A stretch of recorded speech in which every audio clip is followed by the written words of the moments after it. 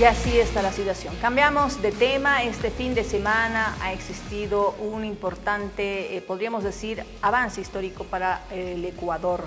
Estamos con el periodista Fabricio Vela. Fabricio, ¿cómo estás? Bienvenido a Sin Mordaza desde Bolivia.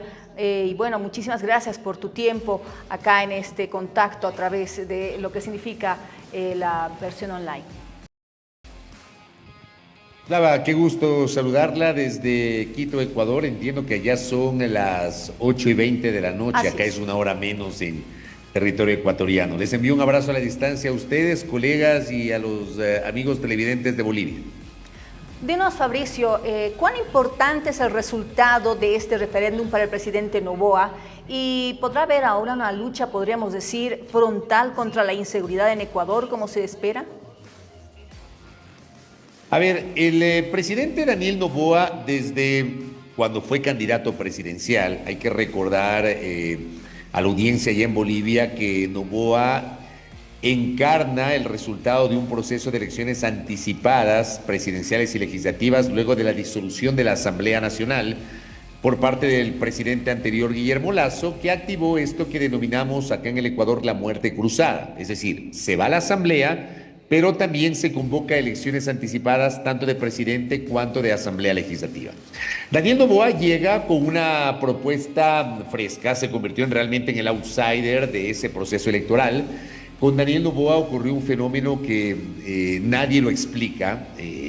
Una semana antes de las elecciones, Daniel Noboa tenía el 3% de intención de voto y logra pasar a la segunda vuelta una semana después con el 23% de los votos, y pocas semanas después se convirtió en el presidente de la República. Y dentro de su propuesta de campaña había la intención de convocar una consulta popular. Daniel Noboa se encuentra además con una realidad muy compleja en el tema de seguridad. Desde el año 2019 empezamos a sufrir con mucha fuerza la crisis de seguridad expresada primero en masacres carcelarias sin precedentes en la historia del Ecuador, y luego esa violencia de las cárceles se trasladó a las calles, a los barrios, enfrentamiento entre grupos del crimen organizado disputándose territorios para el micro y mediano tráfico de drogas. El gobierno anterior fue incapaz de poder enfrentar esta situación, dictó algo así como 22 o 23 decretos de estado de excepción para movilizar a las Fuerzas Armadas en apoyo a la Policía Nacional, pero todos estos esfuerzos fueron insuficientes. Noboa presenta en enero pasado un paquete de preguntas, 11 preguntas, 10 en realidad, más una adicional que estaba pendiente de que se someta a un referéndum constitucional. La mayoría de las preguntas de Daniel Noboa, 8, tenían que ver con los temas de seguridad. En total, 11 preguntas.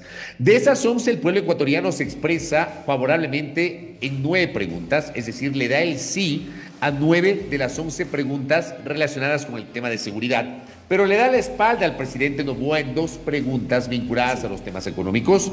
La una, la posibilidad de que Ecuador regrese a arbitraje internacional como mecanismo para solución de controversias contractuales. Así como Bolivia es un país que tiene mucha explotación de recursos naturales, particularmente la parte de minería y de gas, el caso del más compleja en su momento había sido el petróleo, y hoy tenemos contratos de minería a gran escala. Pero claro, la experiencia en el Ecuador sobre el arbitraje respecto de estos contratos petroleros no ha sido tan buena. Ecuador ha perdido sucesivamente en tribunales arbitrales que han terminado por fallar a favor de las empresas petroleras privadas. Y el otro tema era el vinculado a la posibilidad de establecer una reforma laboral para impulsar el denominado trabajo por horas, que existe en otros países, pero que en el Ecuador está prohibido. En esas 2 preguntas económicas, Noboa sufre un traspié. El presidente se ha demorado 24 horas para pronunciarse. Esto algunos analistas lo han leído como una suerte de reconocimiento de que, entre líneas, el presidente no está contento con el resultado, pero el día de hoy en su pronunciamiento dice, bueno, el pueblo ha hablado, vamos a respetar el resultado de la consulta popular y vamos a instrumentar estas reformas legales que permitan garantizar la seguridad de nuestro país. Yo, Miroslava, amigos y amigas, abro el paraguas sobre aquello, porque si bien es cierto, se aprobó un conjunto de preguntas vinculadas al tema de seguridad. La instrumentación de los cambios, que básicamente son constitucionales y legales, no va a ser inmediata porque la propia consulta popular, el propio referéndum, tiene una serie de plazos que debe cumplir la Asamblea Legislativa para posibilitar esas modificaciones legales. Y esto, creo yo, podría provocar un desencanto en la población que esperaría que en el corto plazo se puedan solucionar los problemas de inseguridad que estamos enfrentando. Bueno, otro dato también que me parece importante y alarmante, ¿no? En la última semana hay varias víctimas, fueron alcaldes. Incluso ayer, el día del referéndum, hablamos de la muerte del director de un centro penitenciario. Ecuador está perdiendo la guerra contra la delincuencia. Este referéndum, las determinaciones en sí aprobadas en este referéndum, ¿van a ser suficientes para reencauzar esta guerra contra la violencia? Yo me muestro escéptico y lo he mencionado en mis diversos espacios de opinión y en mis redes sociales. Yo soy absolutamente escéptico. Creo que los cambios normativos que se han propuesto son absolutamente epidérmicos. No se está hablando acá en el Ecuador de temas más de fondo. No se está hablando, por ejemplo, de la necesidad de atacar el crimen organizado de raíz. No se está hablando, por ejemplo, de los temas sociales, digamos.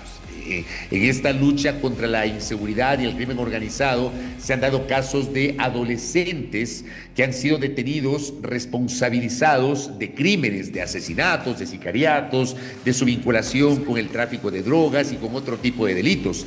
Pero no se está hablando de cuál es la génesis que ha provocado que esos niños, que esos adolescentes hayan sido cooptados por el crimen organizado. Hay zonas del país, por ejemplo, hay una provincia acá que es la provincia de Esmeraldas, acá les decimos provincias a los departamentos. Esta provincia de Esmeraldas, que es una provincia costera y que es limítrofe con Colombia, tiene zonas de extrema pobreza y miseria en donde el Estado no ha llegado. Y por ejemplo, en esas zonas, el crimen organizado ha podido cooptar a jóvenes, a niños y adolescentes para, obviamente, entrenarlos y que forman parte de estas bandas del crimen organizado. No se está hablando de eso.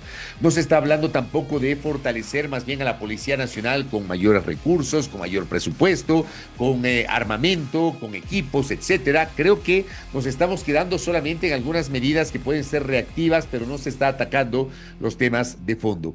Usted decía, Miroslava, que Ecuador da la sensación de que está perdiendo la batalla. Yo en lo personal creo que Ecuador ha perdido la batalla. Creo que Ecuador está enfrentando una situación de Estado fallido. Algunos analistas me dirán, bueno, Ecuador todavía no es un Estado fallido, pero ante el común de los ciudadanos podemos pensar que Ecuador es hoy un Estado fallido, con una debilidad institucional impresionante, con la Policía Nacional penetrada por el crimen organizado, porque ha habido malos elementos de la Policía Nacional que han sido identificados, detenidos y procesados por su vinculación con bandas del crimen organizado, porque además en el Ecuador han ocurrido algunos magnicidios, tal vez el más emblemático el que pasó el año anterior, el 9 de agosto, con el candidato presidencial Fernando Villavicencio, pero antes fue asesinado el alcalde de Manta, el segundo puerto en importancia del Ecuador, Agustín Intriago. Posteriormente hemos tenido atentados contra otros alcaldes y la semana anterior nomás, 2 alcaldes de 2 cantones donde hay mucha minería ilegal, un cantón que se llama Portobelo y otro cantón que se llama Ponce Enríquez, los 2 cantones vinculados al sector de la minería ilegal. Esos 2 alcaldes fueron asesinados. Anteriormente asesinaron a otra alcaldesa, es decir, hay una situación muy compleja que inclusive las propias autoridades no han podido abstraerse de esta situación de violencia y, como digo, ha habido autoridades y políticos que han sido asesinados, de lo cual está directamente responsable el crimen organizado, Miroslav. Fabricio, te preguntaba, hoy en día estas consultas, aprobarle al presidente sobre el tema, por ejemplo, del patrimonio, pasan a ser inmediatamente en favor del Estado. A ver, el problema es que Wilson, primero, buenas noches, y habíamos recuperado la señal, parece que se había caído unos segundos. El problema es que si uno analiza, digamos, uno ve el membrete de las preguntas, uno dice, claro, están abordando temas de fondo. Se plantea, por ejemplo, la extradición desde Ecuador a otros países de ecuatorianos que puedan ser requeridos por la justicia de otros países por delitos. O sea, vamos a imaginarnos ese escenario de que algún ecuatoriano comete un delito en Bolivia ¿ya? Y ese ecuatoriano huye al Ecuador y está acá en el Ecuador. Y la justicia boliviana inicia un proceso y le puede pedir al Estado ecuatoriano la extradición de ese ecuatoriano para que sea juzgado en tribunales bolivianos. Esa es la extradición que se estaba aprobando, que se estaba discutiendo y que se aprobó el día de ayer. Pero hay que instrumentarla a través de una reforma legal. Por otra parte, se habla del incremento de penas para 10 delitos vinculados al crimen organizado.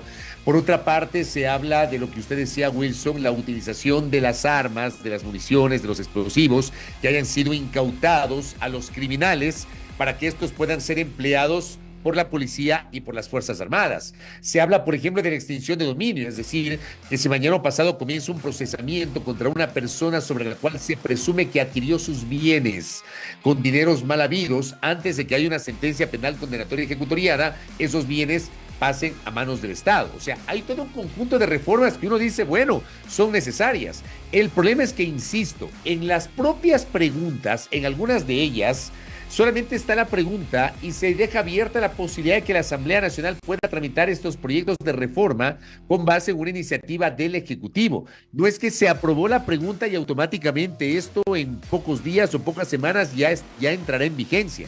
O sea, mi duda y el resquemor que en lo personal yo siento es que se puede levantar una gran expectativa en aquellos que votaron a favor y que capaz que en pocas semanas se dan cuenta que no ha sido como dijo el presidente, que resulta que se planteó una consulta, que ganó la consulta, pero que recién muchas de esas reformas van a tener que ser aprobadas por parte de la Asamblea Nacional y eso no se hace de un día para otro, no se hace de una semana para otra.